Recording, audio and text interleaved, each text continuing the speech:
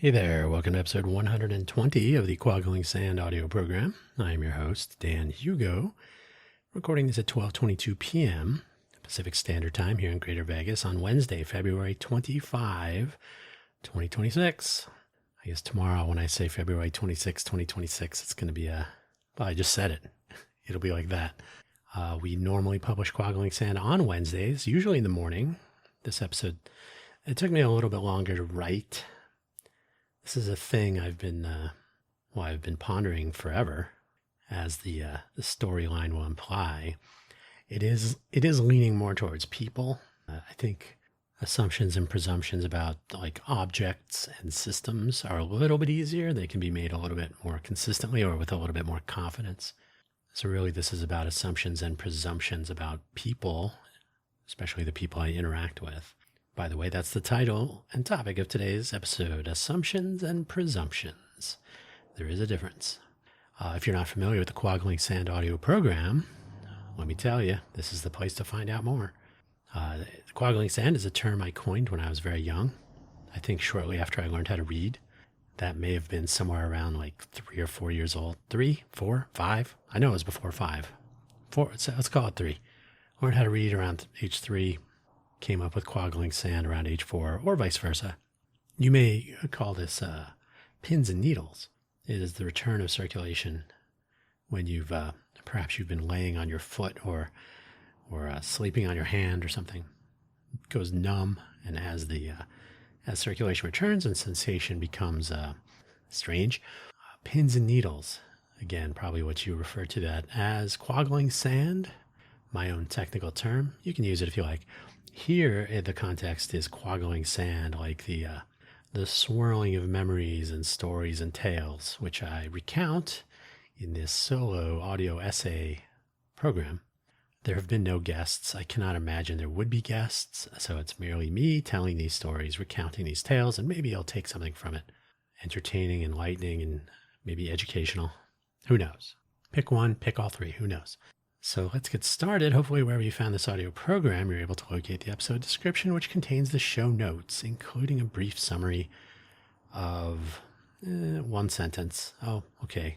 And then 2 words in another sentence. I will read that to you. The links are just the normal 2 program links. So nothing about today's episode. You can certainly look up the definitions of assumption and presumption. Presump. Should those sound a little bit more? Anyway, doesn't matter. Pronounce them however you like. Assumption and presumption. There is a difference, which we will touch on, and then we'll get on with the show. So the summary of today's episode. Assumption is easy. Presumption takes a little bit more effort or maybe awareness, but often presumption is merely assumption with bad information. So true. Don't forget the Quaggling Sand homepage. Quaggling is QUOGGLINGSAND. Quagglingsand.com. Quagglingsand.com is the official homepage for this audio program. Although, as I just checked to make sure, and of course, my fears were confirmed, I did forget to update the SSL certificate. So if you're listening to this too soon, after February 25, you will find a SSL site warning, run away, this site is insecure. I got to fix that. But anyway, quagglingsand.com. Ideally, someday, the primary point of publication and the profile page linking everything, buymeacoffee.com/Dan Hugo. I have had that profile on that platform since March of 2021. So we're coming up on 5 years. There are links to all of my programs, all of my projects, a little bit of biographical information. Don't forget the Buy Me an Update audio program is published first on buymeacoffee.com/danhugo/posts before it is then published in all the usual places otherwise. Buy Me an Update is 5 minutes of what the previous week's episodes were about, and then any news and announcements upcoming. I think my SSL certs expired at the beginning of the week. May have been the 20th, but that would be, I think I visited. Anyway, doesn't matter. My bad. Put it on the list. So the difference between these 2 terms, briefly, an assumption is a guess without foreknowledge. If you look at foreknowledge quickly, it looks like fork knowledge. Presumption is a guess with some foreknowledge. Sounds totally clear, right? Given that I am in Las Vegas, I will suggest that one could assume that asking for another card while playing blackjack will bring the current hand to a total value less than or equal to 21, while beating the dealer, of course. But one can also presume the same with more confidence if they have been counting cards for the deck bias. So if you know there are more high cards in the deck from counting, you may presume that the card you ask for, if you do ask for one, will be closer to a high card. And then if you have, if you have an 11, you'll be cutting it close. No, if you have 11, you'll either have 12 or 21. This may or may not be a great example. I'm not really a blackjack player, so that was just sort of facts. At some point in my travels, I came upon an article that commented on the work environment portrayed in Star Trek, and it's arguable if this was the original series or maybe more so in The Next Generation. Maybe in the movies, sort of, although those were a little bit more dramatic. It made note of the fact that in the Star Trek universe, at least on board a Federation starship, there is always the presumption of credibility. Always is a strong word there, maybe not 100%. But generally speaking, if a member of the crew made an assertion, an observation, a suggestion, that presumption of credibility meant consideration given to the notion. The article was pointing out that in normal workplace scenarios, there is more often an assumption that this outside notion is misinformed. Maybe it comes with an agenda. Maybe there is some personal animus that would prevent, the welcoming of such a notion into the discussion. But it's certainly less than always that external input is accepted as credible by default. So basically the point is presumption in the Star Trek universe was credibility. In the real world, it may actually be more assumption of lack of credibility. The presumption can make the difference. But also Star Trek was a kind of a contrived thing, an optimistic future. Blanket statements are tricky. But if we really think about it, joining a meeting or a conversation in a workplace or anywhere really, where the people engaging in groupthink, we can assume, are presented with an idea that may be super helpful, but from a source they do not know, understand, or trust, they may be dismissive. This is why highly paid consultants exist, because this outsider has credibility assigned based on some agreement, maybe via referral, and a substantial pay rate. So in other words, they must know something. We're paying them a lot of money to tell us what we might already know. So assumption versus presumption. Now, this may not yet make sense, possibly because assumption is almost certainly more common, even if we are actually trying to presume. It could be Dunning-Kruger, where we are absolutely certain that we know something and can base presumption upon that knowledge, but which is flawed.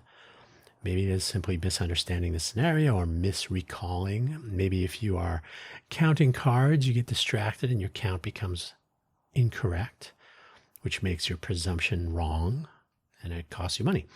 The reason I am on this topic for this episode is how these two terms have applied to various scenarios and interactions along my personal timeline over the last a lot of years. What is the Trump thing? More years than anyone has ever counted. From the very earliest of days to really to today. Not literally today, but you know what I mean.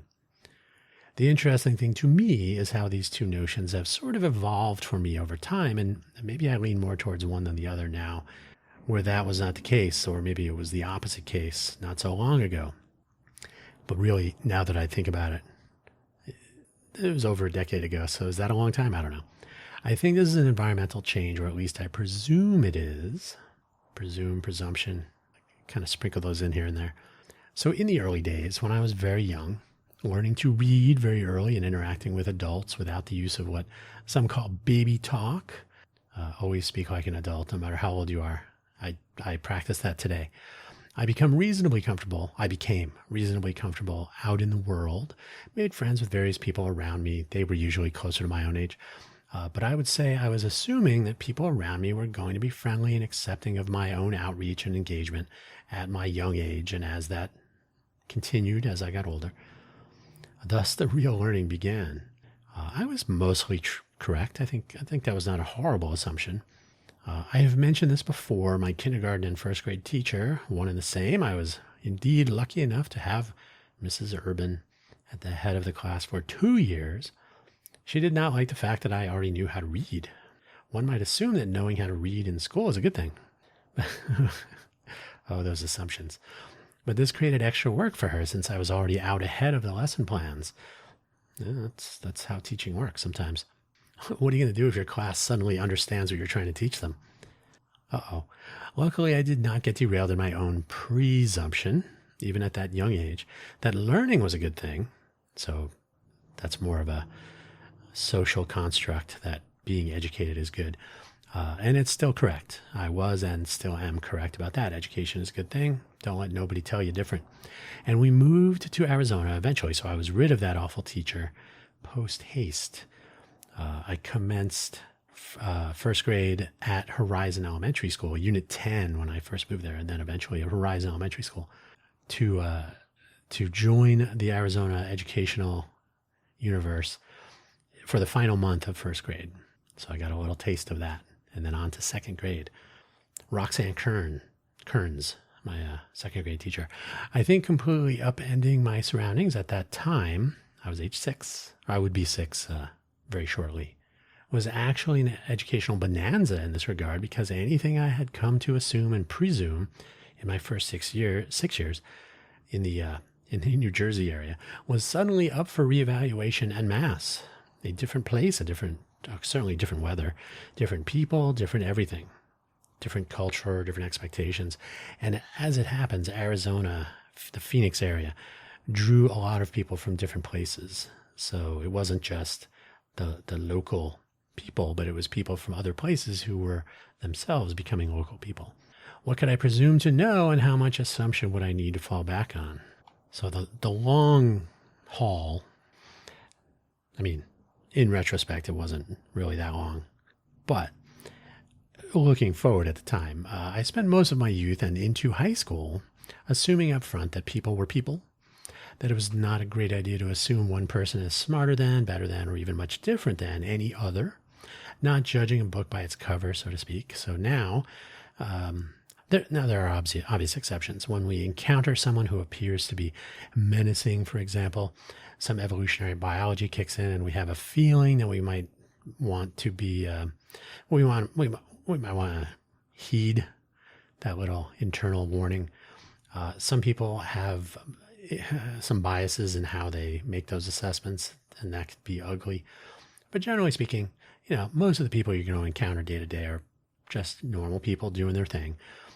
Coming upon someone in a social or workplace situation, certainly, especially I was in elementary, junior, high school, and high school, my peer groups, teachers, administrators, even coworkers when I had jobs in those early years, these were all what we could assume to be quote unquote normal people, or I assumed that anyway.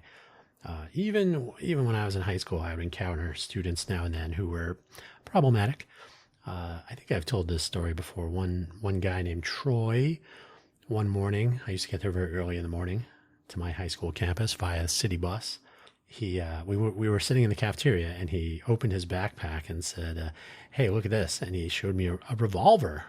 It looked like a snub-nosed .38. I don't know whatever happened to Troy. I don't know if he's still around. I was not frightened by this, but I probably changed some assumptions about Troy after that. I do have to say it was probably working at McDonald's in Metro Center Mall. This is a topic I've touched on a few times, and I was about to turn 16. We had to do a little chicanery on our birth certificates. If you were under 16 working at McDonald's in the mall or anywhere, I suppose, you had to work in the dining area, cleaning tables. Who wants to do that? So I adjusted my age by about 6 months so I could work behind the counter and in the grill area. My other friend did the same. That was sort of an eye-opener. This was the job, not the age misrepresentation. This was me actually noticing in situ the difference between people, possibly because of the nature of the fast food restaurant workflow and role responsibilities. If you've ever worked in fast food, you probably know exactly what I'm talking about already. For me, this was maybe not the first, but was certainly the clearest and most obvious platform by which to compare people doing the same exact things in the same exact ways. Or this was supposed to be the case, but it wasn't always. This was a great way to discover that my assumptions were probably not great to this point.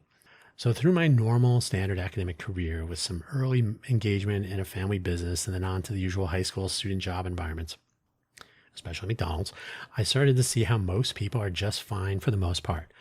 Until we delve a little bit deeper into things like responsibility, reliability, sensibility, creativity, and plain old intelligence, for a few examples. The take home for me, assumption is best done in moderation. Most assumptions could be tossed out. They could be gone. But that was a typo that I've tried to gloss over. So assumption best done in moderation, and a lot of them could be tossed out. You just never know for sure until you've actually worked with someone. And again, the McDonald's environment, you could literally say, wow, that person is a lot easier to work with. They do what they're supposed to be doing. They don't, reassign blame for that. Oh, I didn't do that. That was that kind of stuff. The take home for me, assumption is best done in moderation, with the correction in there, with a more wait and look for some tells as my new approach. So then I was off to college. Now, Harvey Mudd College, I've talked about this before. Harvey Mudd College and I selected each other for whatever reasons. So I was headed to a particularly small institution with a focus on what today we would refer to as STEM, science, technology, engineering, and mathematics, with my interests more in engineering than pure science, but I was pretty much interested in everything. Now, I did begin my time at Mudd as a Type 1 AFROTC, that's Air Force ROTC scholarship winner, I guess, and I had made some presumptions about this program and what to expect of it and my peers in the program, and I was not correct about any of these for myself anyway. Now, I had done 4 years of AFJ ROTC in high school, and that was interesting and educational, of course, but not entirely realistic and not a great representation of AF ROTC, which is the real thing, that you then enter the Air Force and you're supposed to be sort of like an adult. So I left that program and went through Mudd as a normal civilian. It just wasn't for me. Some of the things I presumed were not, they didn't pan out for me, in my opinion, in my experience. So I decided it wasn't for me. Remember that list of attributes I rattled off for the McDonald's coworkers and people in general in workplaces in the high school timeframe? Well, the same list is apparent here at Harvey Mudd College, or it was. Maybe it still is, except most, if not all, of my colleagues and classmates are hitting high marks in many, maybe most, rarely all of these possibilities, but pretty much most of them. That is, some people are really creative, some people are really responsible, others are really reliable, most are really smart, and most people have all of these in varying, and it may depend on my perception of them and so on, but you're pretty much, and this is generally true in a college environment, especially what you might call a good college, whatever you define that to be. These are people that want to be there. So your high school classmates are often required by law to attend high school. But when you go off to college, people have pretty much selected the school that they wanted to attend and they want to be there. So you're getting already a selection bias in who you encounter, and a certain collection of attributes will probably be more apparent.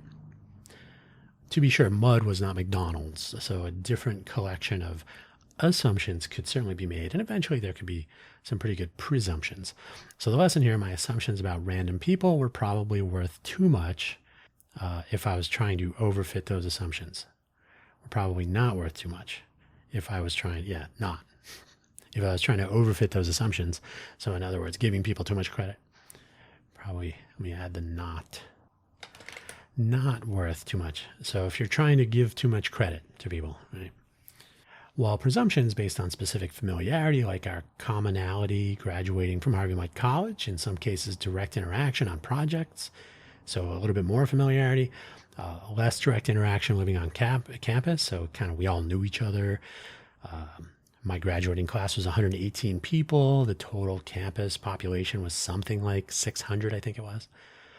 These are the sorts of things that fall out easily from camaraderie, common experiences, and extended proximity. You get to know people. The presumptions you can make for people that attended the school before or would attend the school after are pretty good guesses. Yeah, they're still guesses, but presumptions are probably more valid in that context. I headed off to Silicon Valley. Strangely, this was more educational, a place that one might think. These typos are killing me. Because where many will believe that Silicon Valley was similar to the town of Eureka portrayed in the Sci-Fi Channel series of the same name, with everybody doing amazing things and all kinds of cool stuff and super high tech and whatever. The truth is that Silicon Valley was a place, from my perspective then and probably still now, with a long history of normal people who happened to be immersed in a culture of innovation, which evolved over time. Most of the people you would encounter in Silicon Valley were doing their thing. They had lived there for a while, so they were able to buy homes at normal human prices. They were doing their thing. They didn't like, oh, do you work at a startup? Now, the odds that you would meet people that worked at startups or were starting their own companies or who worked for these big technology companies that became well known, those odds were creeping up. And then, of course, depending on where you were hanging out, the odds would shoot up pretty quickly. But generally speaking, the Silicon Valley was a mix of what we'll call normal people and then people who were there for the startups and the big money and all the other silliness. So they were immersed in a culture of innovation, but with occasional bursts of advancement, like in the 70s, when the real Silicon Valley sort of came onto the scene. Intel launched their first microprocessor and all that. And in 1993, when the dot-com era kind of commenced, and there were other periods before that, and since 2008, 8-ish, and more recently with the sudden decades and decades of work in artificial intelligence culminating in the current boom and eventual economic bust. But it's still happening, probably more because of critical mass and existing presumptions. So why would we go to Silicon Valley? Because it's already there. But that's for another time, my views on why Silicon Valley remains. What I found was most of the people I encountered were sort of similar to my mud colleagues and classmates, with variability in those various attributes, but generally as I would have presumed, except when this was not the case. There's always a but. As it turns out, the microcosm of a small college campus is not really applicable to a region like Silicon Valley, which spreads across 5 counties with a bay in between, different sides of the bay and so on, even though it attracted many people of the Harvey Mudd ilk. Like, there were tons of smart people from all over the place, and they all were drawn to Silicon Valley for a variety of reasons. And, so that is people who were brilliant, driven, creative, and so on, tended to sort of gravitate to Silicon Valley in the 90s. But that was not nearly so common a collection of traits, as it turns out, especially for people who went there for other reasons. I used to say that Silicon Valley seemed to be about 25% of people who were really doing, like, making it happen, and they were brilliant and driven and innovative and so on. 25% of the people were sort of enabling that. So they were like your best team, your best coworkers and colleagues, the people that you would want to bring with you to the next startup and so on. And then the other 50% was like people who got lucky. They happened to be at a company when they went public, so they got a ton of money out of it, but like, And today I call this really the 1-9-90 principle, which is most of the people are the spectators, so that half is actually closer to 90%. And then the 9 is the people who are enablers, or they're the people you would want to bring with you to your next step. But the 1s are the people that are like making it happen. So I think in Silicon Valley, because of the people rushing to, so it was kind of a gold rush, but in a silicon way. I think those ratios were skewed a little bit, but generally speaking, you're going to get a few people who are driving things, a lot more people who are enabling and you want to have on your team, and then a lot more people than that who are, they're there. The take-home lesson over my time in Silicon Valley, and emergency vehicle. the take-home lesson over my time there, and I did 2 tours, as I have mentioned previously. So I was there. I moved to Phoenix in 2001, perfect timing. Moved back to Silicon Valley in 2005. Moved to Vegas after a house fire, 2013. So that assuming characteristics was and is tricky business. But presumption with the context is actually not so bad. If you do know the context, then I mean, that's sort of the nature of what presumption is on known facts, or you know something going in. You have foreknowledge. In a workplace in Silicon Valley, the odds were good that presumptions would hold, that these, you were surrounded by smart people, 1s or 9s. Out and about, the assumptions could dominate and be pretty close. This wasn't quite stereotyping, which is overly coarse and simplistic, but getting pretty close to personae classification was not outside the realm of possibility if you were paying attention. So, if you're in a certain place at a certain time, you can, hey, do you work at a startup? Are you in the tech? Are you a software engineer? Are you a hardware engineer? You could pretty much start tuning the assumptions or presumptions based on a few questions. Was this essential? Was this going to be a make or break? Like, oh, I'm not going to talk to you if you're not a startup. No. But it's human nature. This is probably evolutionary biology in action, where you're just trying to figure out who you are engaging with. For in the old days, it would have been, is this person going to try to kill me? Now it's maybe this person will try to hire me, or maybe I will try to hire them, or whatever the case is. So it's really more of a tuned version of the college scenario. So as more commonality is established, if you're hanging out in Sunnyvale, where I used to live, the odds were pretty good that you're going to run into people who have been in Sunnyvale for a long time, if they were older, and that they were living normal lives. They may or may not be in the tech field or something. If you were in San Francisco and you ran into people that were closer to my own age, the odds were really good, because of the cost of living in San Francisco, that they were probably in some way related to the tech scene. If you were in Menlo Park, like almost 100% chance, if they were my age, they were doing something startup related. So you could get these clues based on location and visible age classification and so on. And this is, we all do this in our travels. So we encounter this sort of quick assessment. And again, I think stereotyping would have been, oh, you are these identities, therefore, no, it's not that simple. Maybe it's even simpler. You are in Silicon Valley, you're about my age, or I'm about your age, and you're hanging out in places like where other people, you could make those sort of like presumptions.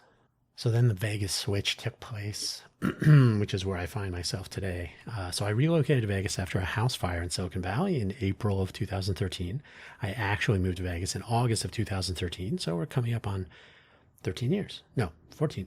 Wait, did I say 13? We're in the 13th year. There you go. So on August 1st, 2026, it will be 13 years. And I eventually found the downtown project environment, which is, as you might imagine, something that was taking place in the downtown Las Vegas area.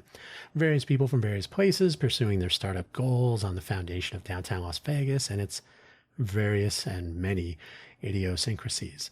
The downtown project was something that Tony Hsieh, the late Tony Hsieh, who he had created this, he wanted to create a city as a startup sort of thing. So he took some investment that Amazon made in Zappos from their acquisition of Zappos and had a little experiment going on downtown. Not quite Silicon Valley, but certainly a mix of people in a place finding themselves surrounded by a growing number of hopeful entrepreneurs, or those who would like to be, or would have liked to be. As with most things, possibly as my powers of observation have evolved over time, none of my assumptions nor presumptions were completely valid in this new place and time. It's kind of like moving to Phoenix, Arizona, Glendale, technically, but moving to Phoenix from New Jersey, you kind of got to reset everything. Here I have found many of my presumptions about entrepreneurs and people with a startup background, a desire to innovate, and so on, to be almost completely wrong across the board. Assumptions are best left at none, including likelihood of response to any outreach. People in Vegas do not like to reply to email unless it suits them. With solipsism, a potentially valid assumption if one is to be made. You can pretty much assume everybody's here for themselves until they convince you otherwise. It sounds awful. It sounds very glib, but that's how the world works. It would be easy to give in to temptation and presume some less positive qualities that I've encountered more often than I would like, but I try not to assume that of everyone. I find instead that leaving presumption out of it completely and assuming most people I speak with are initially transactional and disinterested is the safest bet. In other words, hey, do you want to meet up for coffee tomorrow? Yeah, well, let's just wait until it's tomorrow and see what happens. It's just a fact. It's a learned behavior. It's recognition that my own time is valuable, even if nobody else recognizes the same. So by all indications, I started out a long time ago as an optimistic, assuming good or even the best of people, evolved to presume sometimes and presume sometimes and assume a few good things. If I didn't know any better, got turned around with a selection of people that were my peers in college, where I could presume more and assume a little. Fix another typo. This typo thing is horrible. So I could presume more about the people that I was in college with. Again, selection bias, right? These are people that are attending a nerdy college. They want to be there, etc. And I've come eventually through my path through Silicon Valley brought me to Vegas.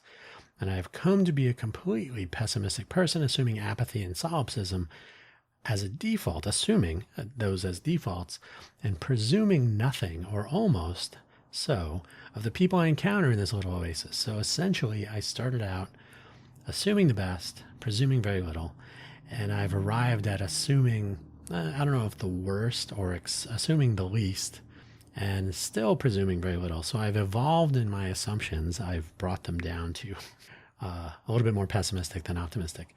And presuming is almost not worthwhile. Now, I would wonder if it's because Vegas is such a transitional place. People tend to come and go. For example, if you don't hear from someone for a while, or if they don't hear from me, if somebody doesn't hear from me for a while, the first question is usually, do you still live here? Okay, yeah, that's not a bad assumption to make. Now, I did email someone from my email address was Innovate for Vegas Foundation, innovateforvegas.org. And do you still live here? And my response was, well, I did email you from innovateforvegas.org. And if you look in the bottom of the email, it has my, so yeah, I do still live here. I just hadn't talked to her in a few years. So the assumptions here are definitely weird, but the assumption, now this could have been a presumption, but the assumptions in the greater Vegas area are really that the people you are interacting with, they are more about what they need, not what they have to offer, right? This is not in itself awful, but it's definitely, it's not something I was so used to, and I've become less and less encouraged by this. Now, initially you would think, well, everybody's in it for themselves, if people are pursuing their startups and so on. But I found in Silicon Valley that there was still, people would take an interest in some way. Maybe it's just intellectual curiosity. Sometimes it was, opportunity, or, I think I might know someone. Or so there was always this tacit understanding that participation, even in a small way, was probably valuable in the long term. Here in the greater Vegas scene, I don't like the word scene, but the milieu of greater Vegas, especially but not limited to the entrepreneurial innovation ecosystem, of which I speak at length in my Cafe Genius Impresarios audio program. I think we just have people who are far more transactional and are far more self-interested. Solipsism maybe is a strong term, but what's in it for me, and what can you do for me first before I do something for you, that kind of thing. And that's not something I've grown up being used to, and certainly my college and Silicon Valley times, I did not encounter that so often with such prevalence as I do in the Vegas area. So it's made for some interesting times. Vegas is a place where you can ask someone who works for a newspaper how to contact someone in the local press to talk about a community elevation effort and get no response. Like, you can speak to them in person, or email or whatever, and they'll just not answer you. This to me is completely unexpected, but it is par for the course here in the Greater Vegas area. So it's a completely different thing, and it completely upends any presumptions. And like I said, I just stop making. If I'm going to make a presumption, it's that, oh, we're in Vegas, you're not going to be helpful, and I'm not going to hear back from you. And unfortunately, that's correct most of the time. But generally speaking, the assumption is those things. I don't know for a fact, but it's a pretty good starting point. And as I always tell people, I will gladly be wrong. I'm still waiting. Anyway, this was sort of a topic that's been on my mind lately. And when I say lately, I mean for a while. So this may or may not have been interesting. It's maybe a thing that's evolving. Maybe I'll revisit this topic when I ponder it some more. But it's just been something floating around. In particular, that we're reaching out to people to try to get this Smarter Smart City challenge up and running. Boy, howdy, is there a, why don't you go ahead and do that and leave me out of it? So it is what it is, and people are what they are. That's all I got for you today. Thank you for listening. As always, don't forget to check out buymeacoffee.com/DanHugo for links to all of my audio programs. And now I got to go fix that certificate thing. Take care now. Bye-bye.